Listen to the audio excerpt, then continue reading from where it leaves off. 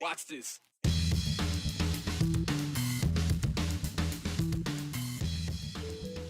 As the season winds down and clinging to that final conference tournament spot, Boise State women's volleyball can't really afford another loss. But they went ahead and took one, becoming the first to forfeit a match for the second time. You might not want to hear it, but human trafficking is in Idaho, and according to a new group supporting victims, Idaho is behind on the conversation. So they're trying to change that with the support of survivors. We're going to be back here and work on stuff where we can find common ground and where we can agree. The day before the election feels like a pretty good time to remind you, despite how divisive politics can be, we can still have civil conversations, even about the election itself.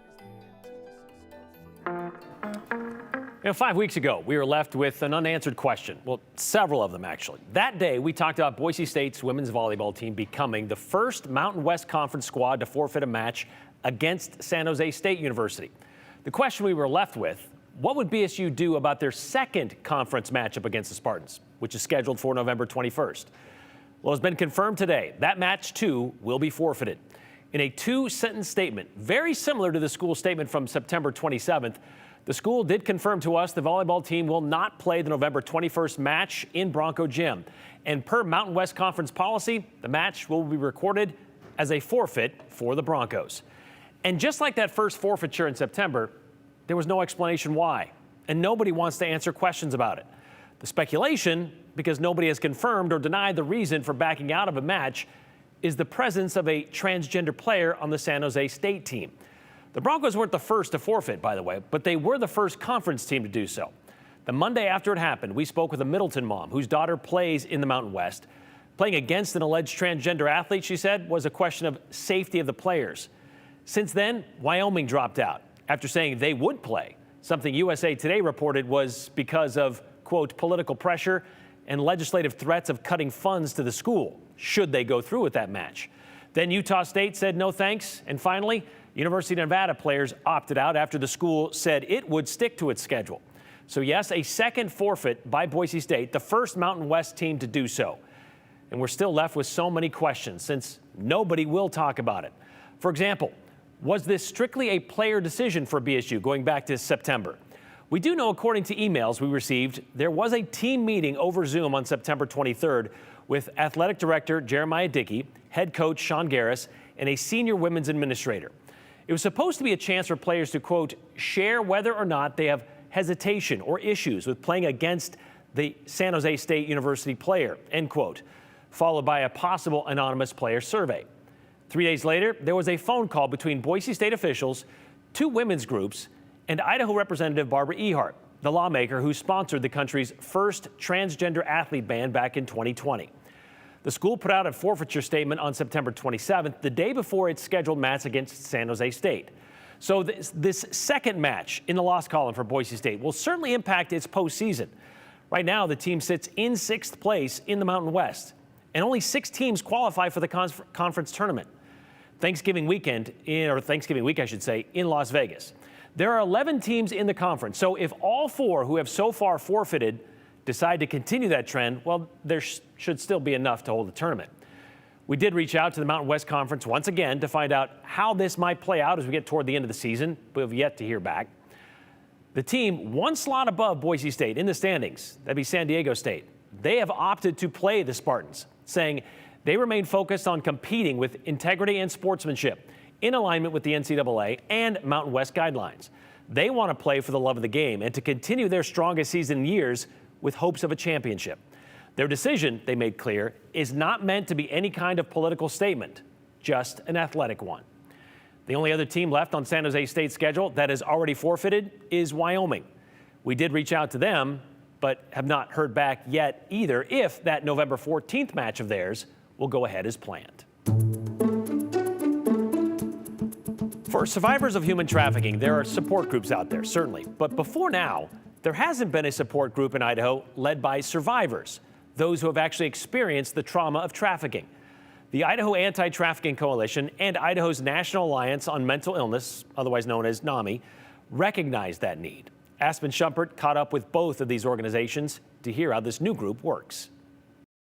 people with the same lived experience can support each other, can advocate for each other, can put each other in touch with resources, and it's a safe, secure environment. By walking along survivors and victims of human trafficking, 2 local women realized there was a missing resource in Idaho. This victimization is like no other. What we've struggled to find over the past 6 years is a support group, a platform in Idaho that is specific to human trafficking. Beth Markley, the executive director for the organization NAMI that runs support groups for people with mental health conditions, and Jennifer Zielinski, the executive director for the Idaho Anti-Trafficking Coalition, decided to create it themselves. We both recognized that it was a need. We've talked to each other about our respective organizations, and it actually felt like, why doesn't this exist already? They say it's taken the last few years of preparing and finding the right leaders, but together they launched Idaho's first survivor-led human trafficking support group in late October. To have someone look at you and say, you're not a loser, I've been in your shoes and I'm doing well, is something that is so empowering, and especially in areas where there's so much stigma and there's so much shame. It's also helping further the conversation of human trafficking in Idaho.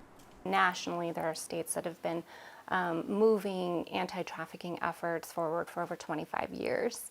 So it's a newer effort in Idaho. I've talked to a lot of people who said, if I didn't know that there were other people who were walking the same walk that I was, I might just fall down and not get back up. But knowing that recovery is possible for somebody else, regardless of what their journey looked like, gives me so much hope that it's worth it to come and share and listen and get information.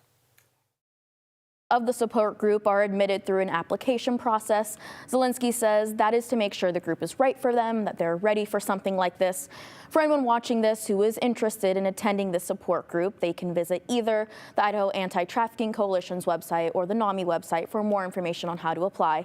If you or someone you know needs help, you can call the National Human Trafficking Hotline at 888-373-7888 or text 233-733.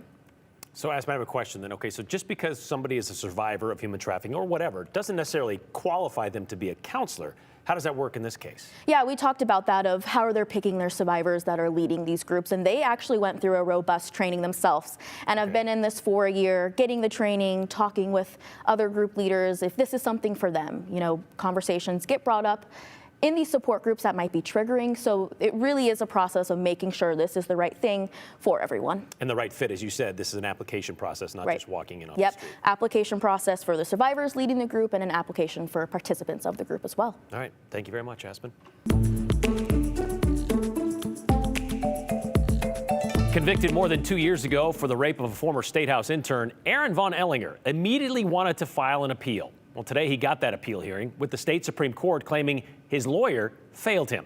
Abby Wilt tells us why and other notable news in today's 411. Boise police are asking for any information about a man who was run over by multiple cars Friday night. Someone called the police just before 10 about a body in the road near West Overland and South Atlantic Street. The Ada County coroner said the man is 69-year-old Donald Matlocks from Boise. They didn't say exactly how he died yet. If you know anything, please call police at 208-377-6790.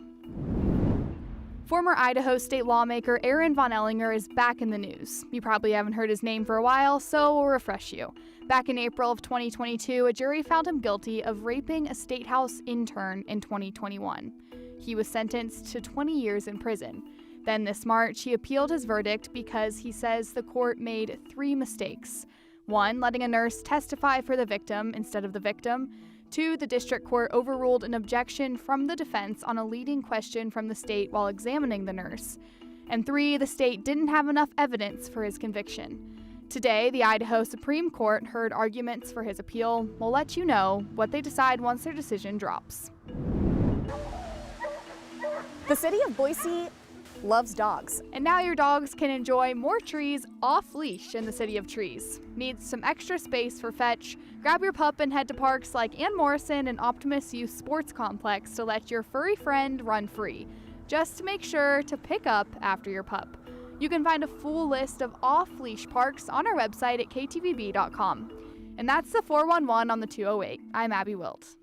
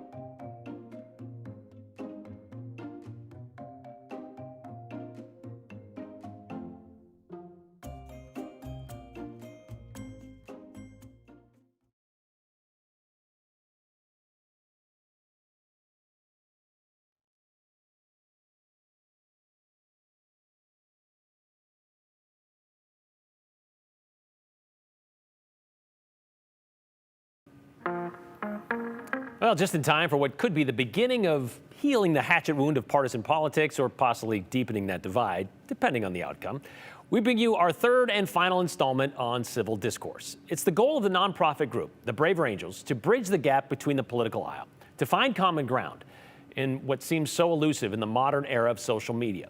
We've been inside one of their red-blue workshops to see how it's done in a group setting. We've also sat in on several one-on-one sessions, discussing contentious topics like immigration, abortion, and today, fittingly, election integrity.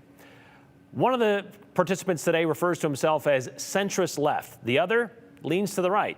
Both agree with fair and free elections, just not in how you get there.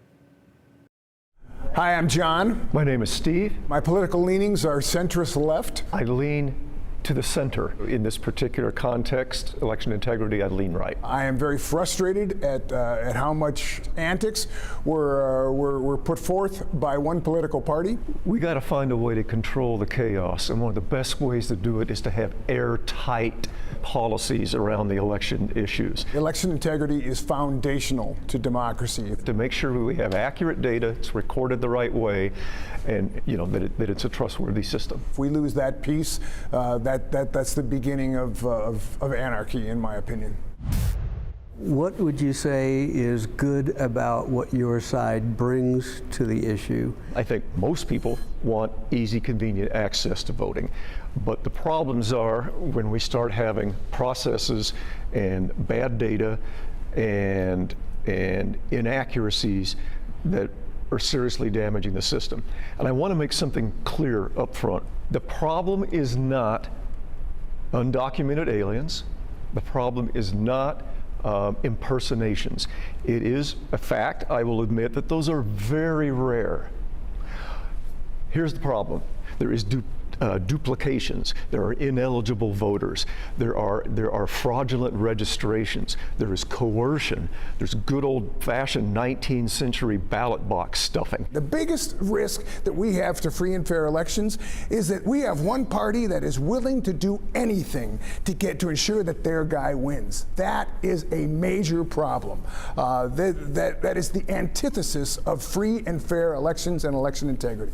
I believe that the Democratic Party, the blue end of the spectrum, is using the system as it is in place, and it was shown to have worked. The lies were pressed against, and that this was the most secure election that had ever been conducted in the United States. It was never accepted by the top of the GOP ticket. And my favorite part of this, of their whole approach, is that they view themselves as victims. What would you consider to be justifiable criticisms of positions that might be taken on either side? I think that authentic and robust conversations about ballot harvesting, about voter registration, about early absentee voting, I believe that citizens of the United States could come up with a solution for that. This is a problem to be solved. We need to start talking to each other about bringing back the idea of the best ideas win, and then demonizing or exploding the ideas of gerrymandering districts or doing some funny business with ballots after they've been cast. And Democrats got some blood on their hands with that as well. I am very empathetic with people who feel apprehensive, cynical, scared, by the things that have gone on there. So that has to stop completely. A second thing I would bring up is that there was a fair amount of harassment at drop boxes back in the last few elections. And drop boxes, again, are not a problem, at least in terms of all the data. And most of this harassment was done by what I would call very right-wing thuggish groups. There is no place for harassing and intimidating people. The biggest criticism I have of my so-called side is this infatuation with illegals voting and with impersonation, because that's not the case, but they're taking their eye off the ball at the far more insidious cases where it is happening and affecting our the potential to do great harm in elections. So I'm enthused by how much common ground there is. I wish this would infect Capitol Hill. I wish that the two sides would start talking to each other and say, let's solve the problem. Let's build on what we can agree on, and put the divisive issues off to the side and see how many improvements we can come up with for this system, because it is so foundational. We got to do this well. Ditto that. I think maybe we might joke about both being engineers, but there is a commitment to truth and fact. And the thing about fact, you can have opposing facts. They're both valid.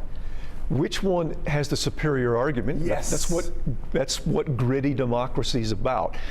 Whatever the objective is, whatever the restraints are, what speaks most to people's values.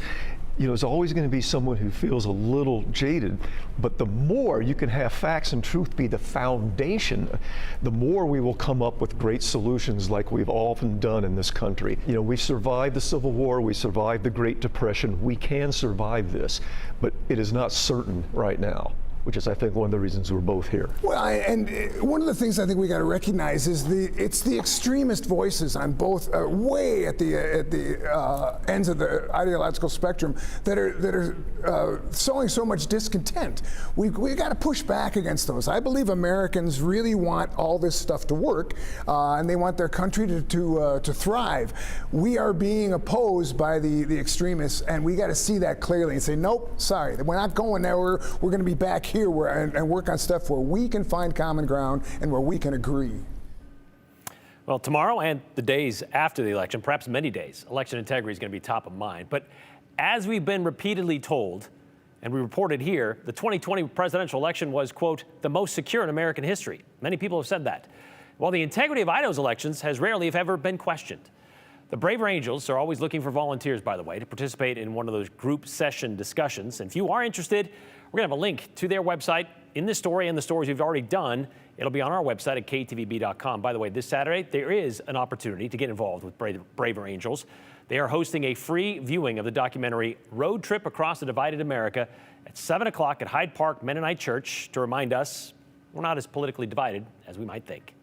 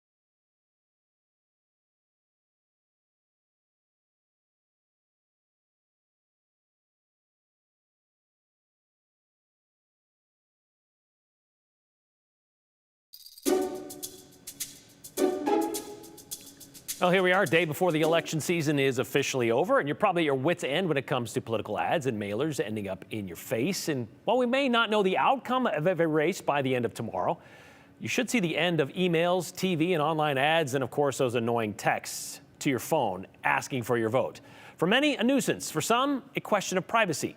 Montserrat Webb asked, how do these political parties get my personal phone number? And is it illegal for them to text me with political ads without my permission? I did not give these people my number. This is such an invasion of privacy. I know we've touched on this before, but no, Ms. Webb, you may not have given your number to these campaigns specifically, but they could have gotten them legally in a few different ways. And they don't need your permission to text you either, probably because you agreed to it already. First, where did they get your phone number? Well, voter registration forms have a spot to put your phone number and email on there. There's a note in Idaho next to contact info. This information is optional and will become public record. So that could be one way your number gets out. Groups do a public record request for the voter rolls.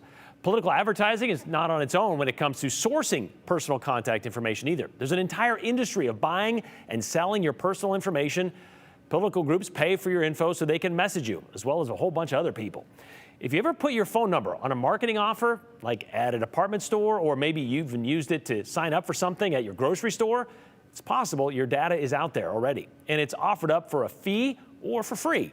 As for what's allowed to be sent to your phone, well, the Federal Communications Commission gives campaigns free rein as long as those text messages are not sent by an auto dial technology.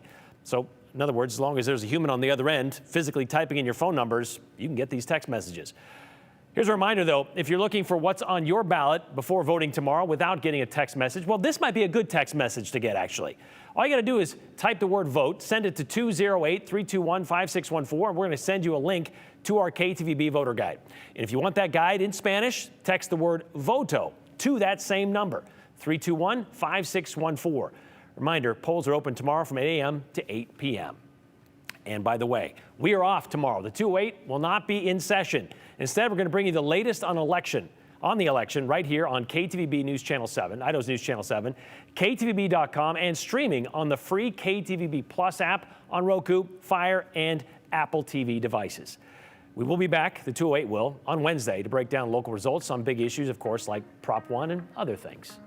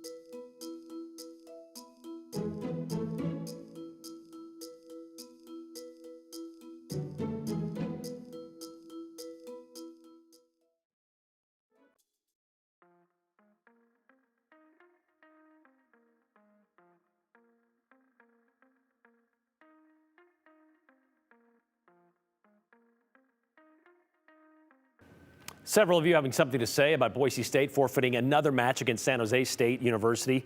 This one from Susan in Boise. Caitlyn Jenner stated a man can easily injure another player due to strength and muscle mass. Her suggestion was to be happy becoming a woman, but you gave up playing sports, and that's true. She did say that, I believe, earlier this year in New York. I think that if you want your entire sports program to succeed, you play the game. And in doing so, you make a statement that it doesn't matter and you can win against anyone, says Brian in Boise. Are you serious? Of course San Diego State is not going to forfeit the volleyball game. They're both from California, and they probably would be happy or would probably cut their funding. Well, actually, Nevada said the same thing, that they're going to go ahead with it because they stand behind it, but their players opted to not play that game. Let me get this straight. If BSU and San Jose State were to meet for the Mountain West Volleyball Championship, would BSU forfeit that match as well? It's a very good question, one we would love to have answered. We don't know, but based on what they've done so far, likely. Continue with us and watch free now on the KTVB Plus app everywhere you stream.